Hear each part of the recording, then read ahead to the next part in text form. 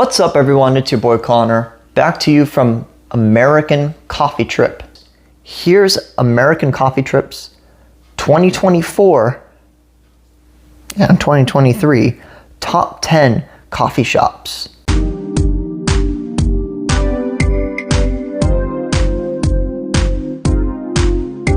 Number 10, we got Patio Coffee with a score of 8.6. Now these guys are based out of Brattleboro, Vermont, run by one person. His name is Corey. One thing that impressed me about Patio Coffee was, putting aside the fantastic coffee quality and his craftsmanship and the consistency that his drinks are made at, was just the location of it. Nestled right down an alleyway. You go out to this patio and there's a bunch of seating out there just around a little cart that he uses, a single spout La Marzocco espresso machine. And from those seats, you can see a railroad running below. You can see a lake. You can see a mountain right across from Brattleboro. It's an absolutely gorgeous view. And it just feels like such a welcoming spot. And definitely an unforgettable experience if you ever get the chance to go there.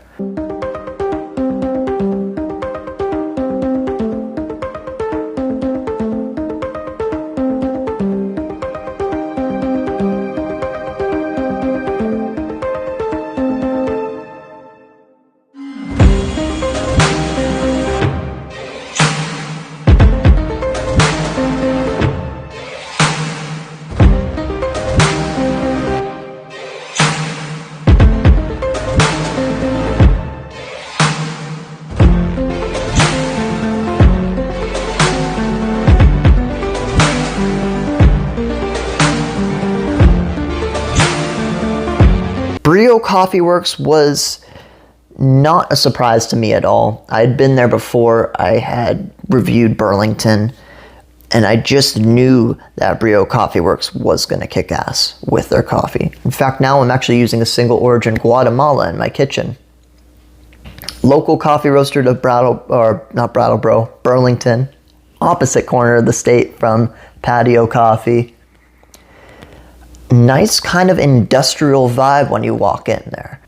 With a score of 8.6, just like Patio Coffee, absolutely fantastic. An experience that I'll never forget. Whenever I'm back through that area, Brio Coffee Works is definitely a likely candidate for me to stop by. And I would implore anyone to try the coffee in Burlington. Just going beyond Brio Coffee Works, in general, that area is absolutely fantastic.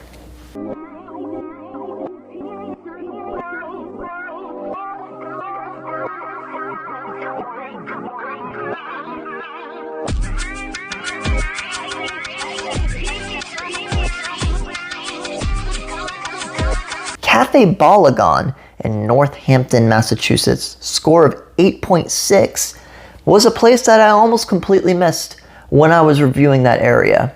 I was walking around and I was on my way to another coffee shop when I ran into them right on the main street. I looked to my right and it's an Israeli coffee shop / bakery with a cannabis store right next to it of the same name. And I looked at it and I was thinking, this wasn't on my list. God damn, that person's drink looks really good.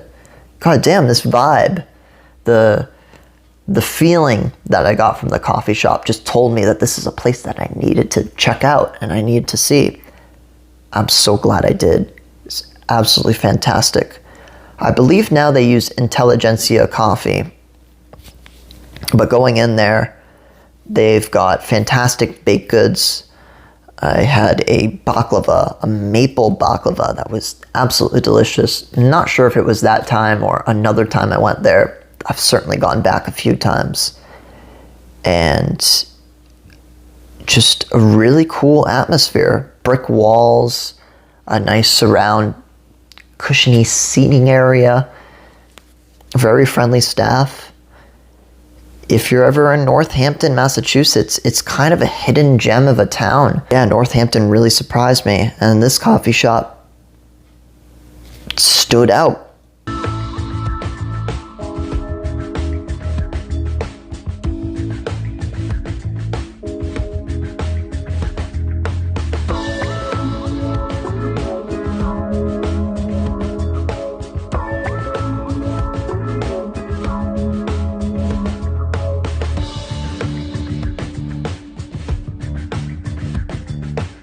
Alias Coffee Company in Troy, New York. This was a coffee company that I worked for very briefly before I ended up leaving Troy, New York. They come in with a score of 8.7. Now, Alias Coffee is local to Troy. This is kind of where they originated, and they also have a location in Albany, also fantastic. Anyone who spent time in Troy knows that southern Troy, the southern Troy area, little area offset from downtown, is an up-and-coming part of Troy. And it's a city in general that's starting to really pull itself together and come back and make a name for itself again. They do jazz concerts there, usually about once a month. Now, I've had the pleasure of seeing some very famous jazz performers play in that room. People who come from around the world to play in that space. A combination of the love of coffee and music, with delicious wine being served there as well. Crafts and the culture that surrounds them are something that I think should be married together. And I think in that case, it made my stay in Troy just a little bit better.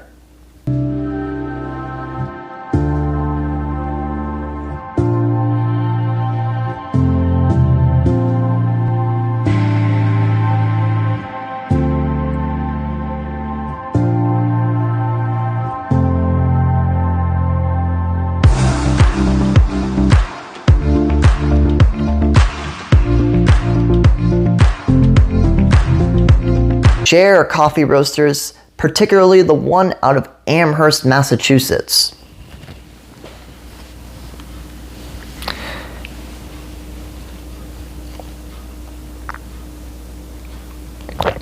Oh, I'm gonna sip of that. Now, Share Coffee has two locations. There's their Amherst location, and then there's their other one in Northampton, Massachusetts. The one in Northampton is inside this like stacked multi-story market. You find them like right smack dab in the center. If you find your way in there, climb up the stairs, they've got like this big coffee island there. It was also amazing. The one in Amherst is right along the main street. That's a building right off to the side. Got to climb these stairs to get up to it. Nice wraparound coffee bar. And I happened to run into what they said was their best barista. That was my first time going to a coffee shop on American Coffee Trip where I was blessed with a latte art swan. And with everything else coming together, it was just the best thing that I had ever had up to that point. It was just fantastic. Anyways, I gotta move on to our top 5 coffee shops.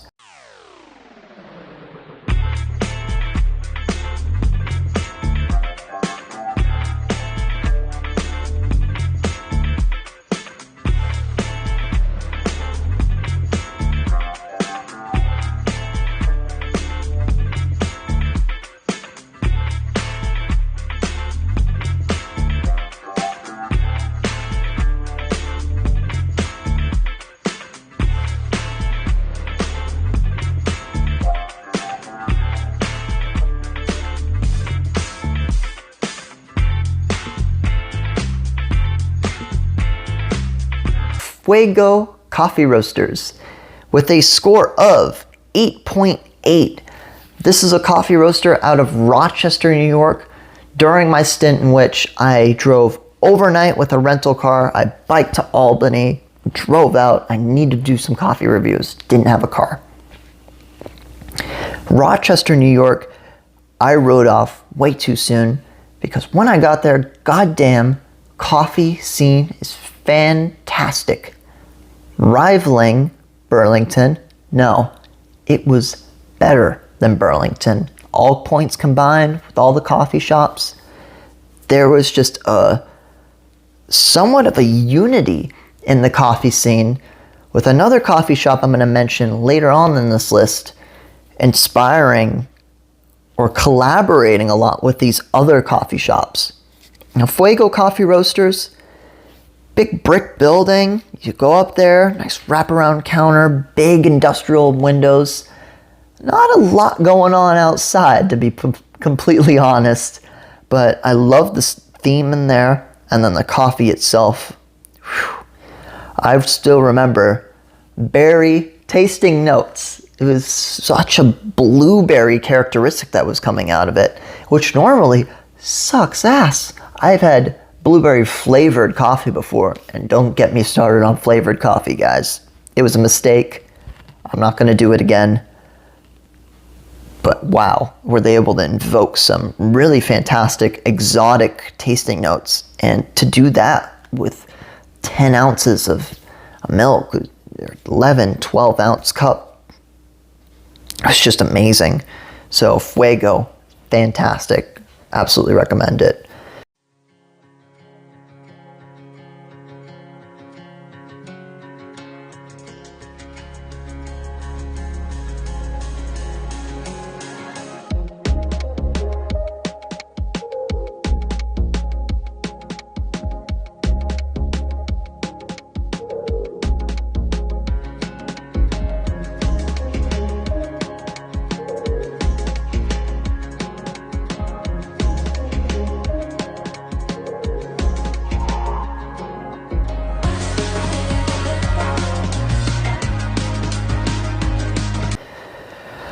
Number 4 and 3. All right, let's go with 4 first. It's the same coffee shops. Jacob Alejandro in Troy, New York with a score of 8.8.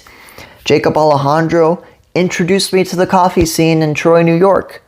I went there and wow, crazy design of that coffee shop. Dark green paint, a very perfectionist atmosphere. Professional staff and lamps everywhere, plus 2 guys that really know what they're doing with skill sets that pair together really well. And Jacob with a higher emphasis on his bakery background, contributing to their own baked goods in-house every single day. And then Alejandro, who's from Guatemala. Hernan Lopez from Alias Coffee Company had something to do with Alejandro's knowledge to this day. He took that knowledge to Coffee Masters, met Josh Wolf, who I mentioned earlier from Little Wolf Coffee, and just a very professional environment.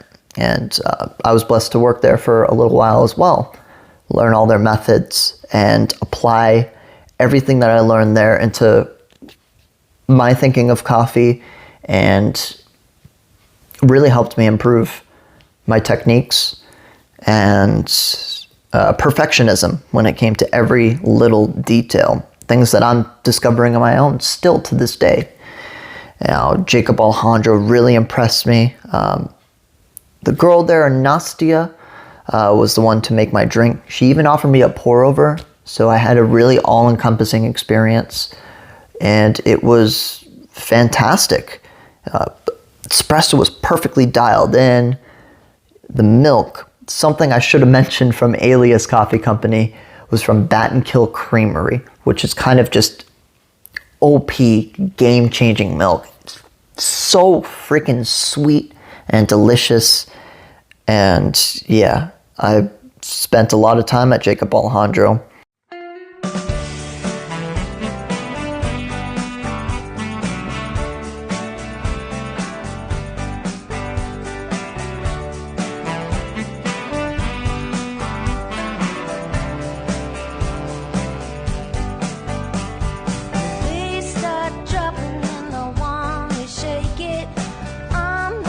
Jacob Alejandro, yet again, out of Albany, New York, with a score of 8.9. I don't know why. It felt like it tasted better in that moment. It could have been a different day. I think what it was actually a different espresso that I slightly preferred over the one that was used in Troy, New York. And it also fantastic. They call this coffee shop Pequeño. It is a little bit smaller than the one in Troy, New York, I believe. It feels a little smaller, yet there's more seating, I think. It's weird. This coffee shop's set a little bit a ways from downtown Albany, capital of New York. Yet again, absolutely high standard in coffee quality, and a place that I visited a few times afterwards, although I gotta admit I spent a lot more time in Troy because I was within walking distance of those coffee shops.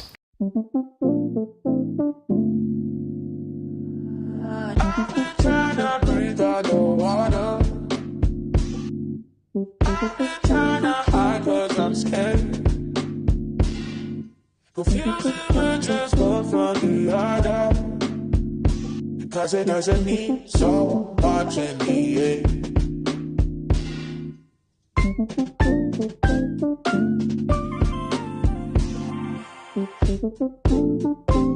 I classify coffee shops with a score of 9 or above as a life-changing encounter with coffee.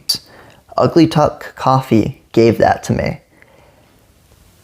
You know, very small brick coffee shop in the middle of a little park.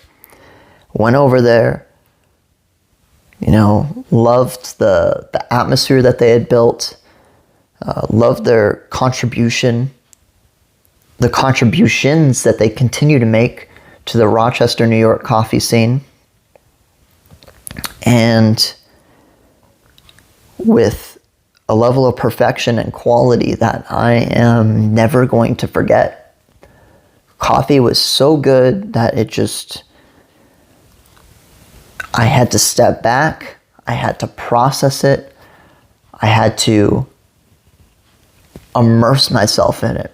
Every sip was ritualistic, and it just felt like pure what I'm looking for, what I was going for, what I pressure myself to try to make, what I try to push myself. Every little boundary, every little thing. Can I make this little adjustment, fine-tune this thing, learn this new recipe, and get myself closer to this level of aptitude?